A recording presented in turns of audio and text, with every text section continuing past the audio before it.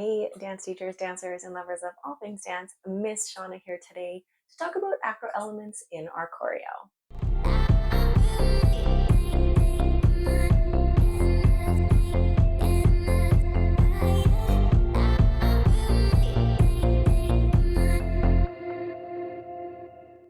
Okay. So it is no doubt that acro elements in dance and in dance choreography are here to stay. I can think back like, 10, 15 years ago, and it wasn't really as prominent as it is now. And I don't think there was as big of a discussion. Someone did have an acro element, it was just kind of cool. And now there's all of these category rules when you're competing that comes with how many elements can you have, for example, in a jazz dance. And of course, there's always the discussion of safety and teaching methods and different things like that. But I don't think that acrobatics in a dance piece are going away anytime soon. So that's what I want to kind of talk about today. Now, first, I want to kind of put it out there that what we're going to be talking about today and focusing on today is not the acro category itself, right? So when you do compete in dance, when you perform dance, there is just the acro alone category. That's not what we're really talking about today. I want to focus on the addition of acro elements in your jazz piece or your lyrical or your contemporary piece, because that tends to be where the most, I guess, discrepancy or confusion or complaints or any of those kinds of things come is not so much in the acro based category. That's very clear. You're there to do acrobatic contortion, different elements like that. It's when it's suddenly got trickling in, I guess you could say, into your jazz dance. Do you need acro? What are the expectations? Let's talk about that just a little bit more. So, first of all, do you need acro elements to succeed? Are acro elements needed? That is, I think that is an open question. I'm going to give my opinion on that as a former gymnast, someone who spent I started when I was 5, I finished when I was 19. I had a very successful competitive gymnastics career. I loved flipping and turning upside down and doing all of the fun stuff that came with acrobatic elements. So, with that disclaimer down in this video, I was going to say down on paper, but I guess we're on camera. So, down on camera, do you really need acro to succeed? Well, first of all, short answer, as a teacher, as a performer, and as an adjudicator, no. That's my short answer. No, you do not need to have an acro element in your dance to do better. I feel like a short answer is not enough though, so let's go a little bit deeper. So my long answer is an acro element in any dance, jazz, contemporary, group, solo, duo, trio, whatever, an acro element should be treated the same way as any other technical skill. If you're putting an acro element into a dance to try to earn wow points or like a wow factor, but you're not putting the same thought into your double pirouette or your jeté, that's where it becomes backwards. Your acro element should be there like any other technique. And as an adjudicator, and adjudicators out there, if you're I don't want to say phased is the wrong word, but if you're like wowed, if you see an acro element and you're like, whoa, and you're just like enamored by the fact that these performers could do something you couldn't do, or that you're just like, wow, they flew through the air. You need to treat that just like you would a jeté, right? As an adjudicator, when I see a pirouette, I don't sit there and go, wow, they did a pirouette, right? I give them the correction. Make sure you're pulling up on your supporting leg. Don't drop your heel. Hold your core. Make sure you're spotting your head. Any of those kinds of things, right? Or I'm just going, hey, wonderful pirouette. I really like your nice, clean pirouette. I'm not fascinated by it. It doesn't take me into this whole new realm of like admiration because you did a pirouette. The same needs to be for an acro element, right? If someone's doing a side aerial, I really appreciate your nice, clean side aerial. Watch your landing though. Make sure you're having a nice soft landing so you're not jarring yourself, or back handspring or back tuck, any of those kinds of things, right? So first of all, I think it should be like all other skills in execution, in evaluation, in training. If you're throwing a skill in, I always call it throwing a skill, because when we did gymnastics, you could just throw skills. Doesn't mean they were well thought out. It doesn't mean they were well trained. But if you're just tossing in a cartwheel to have a cartwheel, but it's not necessarily clean, it's not necessarily well rehearsed, how you go in and how you go out of the skill isn't clear, then it's not given as much thought as all of your other stylistic choreo, your pirouettes, your jetés, all the things that go into making your dance.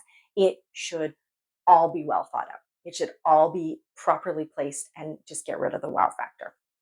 Also, it should be there to enhance the choreo.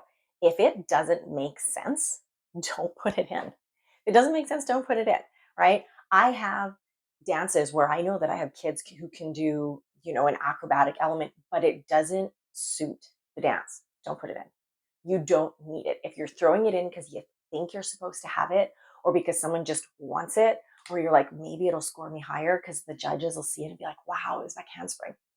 Not if it really doesn't have a purpose, right? If it doesn't have a purpose, don't put it in. Also, if it can't be done safely, there's no point in having it, right? If it can't be executed properly, take it out. So the amount of times, and I would say this is my most common correction when I am evaluating acrobatic elements, it is the safety and the execution of it.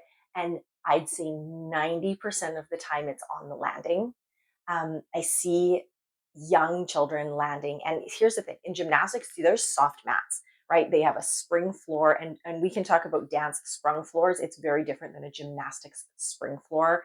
Like that thing has push on it. It's got give, and it's a lot more forgiving than a stage, right? So we're on this hard surface on these growing and developing bodies.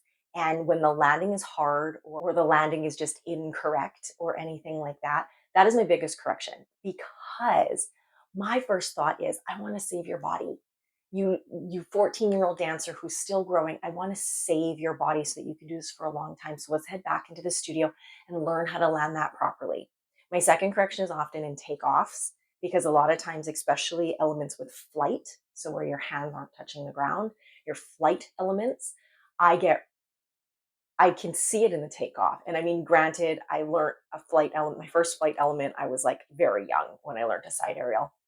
And I just know in your takeoff, if like you could be this off on your takeoff, and that's the difference between having a nice side aerial and like kissing the floor.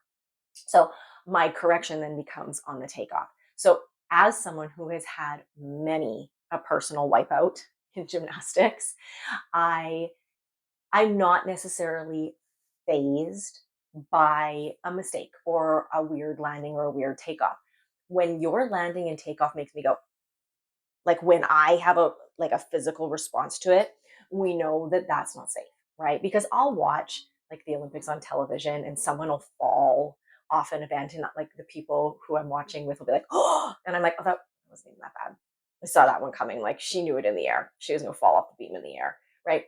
But when I'm watching your acro element in your dance and I go, like, and I get scared for you, and I'm like, oh, that must have hurt.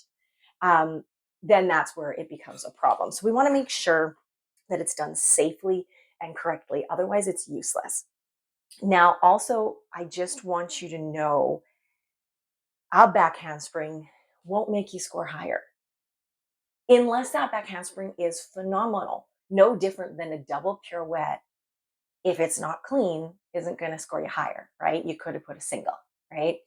And the other thing to think about too, also as well, alongside of all of this, is that any technical element you put in your dance, whether it is a turn, something showing off your flexibility, or an acrobatic element, if it's not matching the style or level, there's no point, right?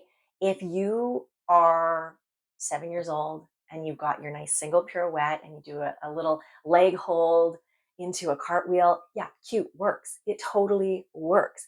But if you're that same 7-year-old and you've got, a Hichiku ball change, a hip height batma, a bunch of chasses, and then all of your other skills are back handsprings and back tucks and side aerials in your jazz dance, we need to reevaluate that, because it is a jazz dance. And as an adjudicator, I'm looking for that jazz dance. And if you wanted to just do back handsprings and back tucks, I'd put you in acro or gymnastics, right? And I'm not saying that those dances aren't beautiful. I'm just saying that if we want acro to be welcomed and loved in the dance world, we need to make sure that it is done right and that it is eased in properly. And that, yes, the acro category is helpful in that. But if we as choreographers or as performers or as adjudicators are always just rewarding or thinking that an acro based element is going to enhance our dance, and I'm going to go back to the adjudicator side of this because I really think that as adjudicators, we have the power to say, hey, listen, an aerial is the same as a double pirouette. So I don't care if you have an aerial or double pirouette or turning spot. I don't care if you've got the most beautiful switch leaps. I don't care what it is. They are all the same. So your side aerial doesn't make me go, ooh, look at you fly, and make me think you should score higher. It is up to me to say that aerial is just as much as a skill and technique as the pirouette, as the jeté, as the style and the performance. And I'm not going to let the excitement of the acro, make me score you higher. And sadly, as an adjudicator, I do have to say I have seen that where judges' choice awards have been given out because they're like, you were just so acrobatic, and I wish I knew how to do that, so I gave you a judge's choice award. I don't see that often, and I'm not coming at any judges who are just like, I was enamored by your acro, because it should be no one goes, I was enamored by your pirouette, right? Where usually if someone has beautiful pirouettes as a judge, the judge's choice award that you're giving out is, it's very targeted to the technique. So don't just go, wow, you can flip, here's your judge's choice award. Find a way to tie that in, right? Make sure that that judge's choice award ties back into the dance, not just, wow, you flipped, right? So some things to keep in mind, I think, in the acro addition to dance is that safety should always, always, always be a priority. Safety in learning. I have also seen people taught, be taught. I've seen dance educators give their dancers skills that are too advanced for them without having the proper basics. And then there's the increase in injury or long term overuse injury. And there's a lot of things that tie into not having the right foundations. And we've talked about that like in past episodes about progressions. But safety, proper progressions, obviously your technique of the acrobatic element, your takeoff, your landing, your feet in in the middle of the skill, your legs, your arms, right? If you're doing a back handsprings in, like, to me, for me, especially someone who knows gymnastics very well, if I'm judging your dance and you have a round of back handspring, but your feet are flexed and your knees bend and your elbows bend and your landing sounds hard, because your landing shouldn't sound hard if it's done right. If those things happen, it is no different in my book than if you had dropped your heel in your pirouette, bent your supporting leg, and didn't spot properly. And I'm looking at it all the same. I'm not going, wow, cool round of back handspring. That was awesome. I'm going, points off for the flexed feet, the bent legs, the bent elbows, and the hard landing. Right. So all of that technique needs to tie in. And if you're an adjudicator, and I'm going to give adjudicators a bit of grace here because I know this as one, not all adjudicators are well versed in every single style of dance. For example, I can judge tap, but do not ask me to put tap shoes on and show you your correction. I'll verbally give them to you. I can't demonstrate them, right? So I understand that there's three judges for a reason so that we can bring a vast array of knowledge. But if you're an adjudicator who does not know a ton about acro, do not just give bonus points because the acro element looked cool. Look for those things like bent legs or hard landings, or just, treat it like any other skill, right? Don't be wowed by it. And then finally, just think about that choreo flow, right? If you're going, well, if I put my dancer can do a round of a handspring, so if I just put that in, it's going to look good. And then it's going to, like, everyone's going to love it. Well, maybe, but how are you getting into it? How are you getting out of it? How is it flowing with all of your choreography? Because that is a thing, right? To just, if you're doing a beautiful, contemporary piece and it goes from like a flowing or a rolling type section, and then you just go into this big like hurdle round of a handspring with no proper transition, it's confusing to the audience, right? It would be like if you had a very serious jazz dance or like a more dark jazz dance and all of a sudden you popped in jazz hands. It's just like no one gets why. They're like, what, why? Right? If it was more of a contemporary jazz and all of a sudden your jazz dancers did a hitchiku like this, like it makes no sense, right? So you want to make sure there is that flow, right? So, I mean, here's the thing. Acro's cool. I like acro, and I have dancers who love acro. And whether that means they just get to put a cartwheel into their dance, or they take it more seriously and they want to learn, contortion type elements or like synchronized elements, or like, partner work, or anything more advanced with flight, any of those kinds of things.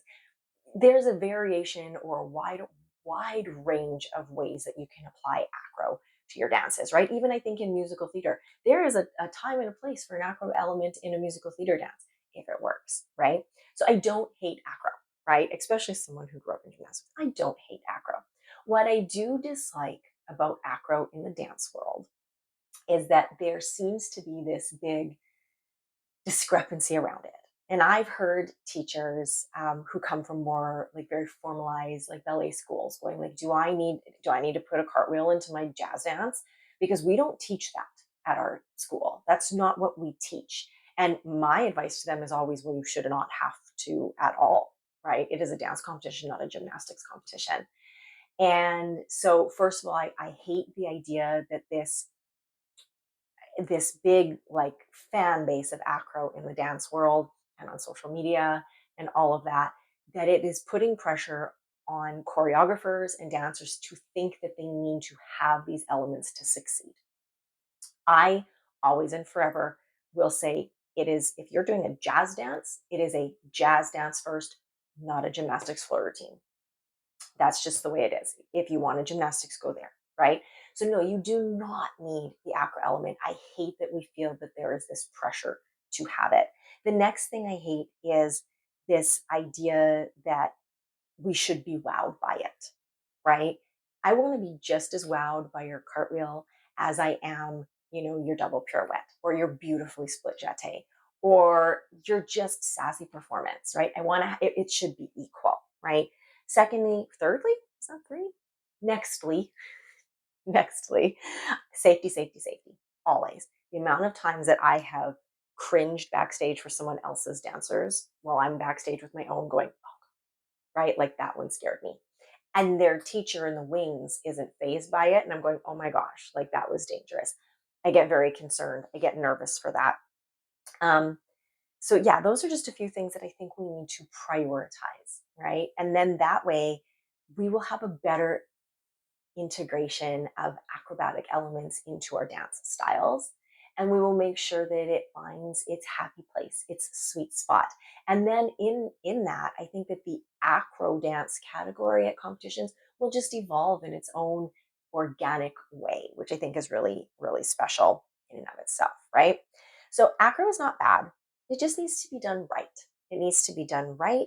And I think that as leaders, as teachers, as choreographers, as competition directors. I am not one of those, but as competition directors, as adjudicators, we have a way that we can do that really, really well, so that we can make sure if you come from a studio that teaches acro and a studio that doesn't, you don't feel like something is missing, or that there is some kind of like, oh, we need this, or if I don't have this, my kids will score less. And we are able to explain to our dancers the safe way of doing it and how and why we do certain things. And we can make sure that we're just putting dances out on stage, acro element or not, that they are just magical for the audience to watch. So those are my 10 cents, because I feel like that was way more than 2 cents on the concept of adding acro into your choreography. But at the end of the day, no, you don't need it. It's great if you do. Let's do it right. So that's all I have for you, my 10 cents. Until next time, keep on dancing, keep on shining, and I will see you soon.